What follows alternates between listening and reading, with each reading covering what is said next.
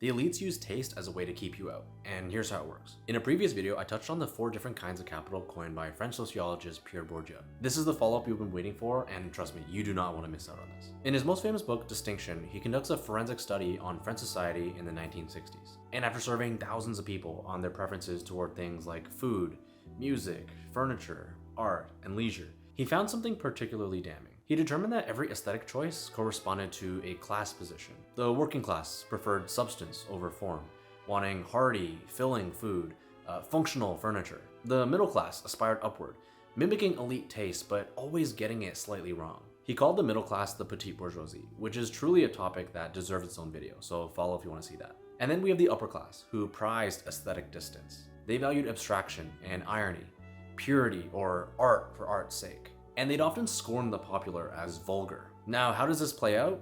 Let me paint you a picture. You're at a dinner party, and around you are a bunch of educated, affluent people. Someone mentions they just got back from Puglia.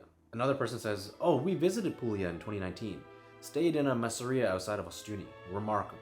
Someone else says, we almost went there, but ended up in Basilicata instead. Less discovered. The Lucanian tradition is extraordinary.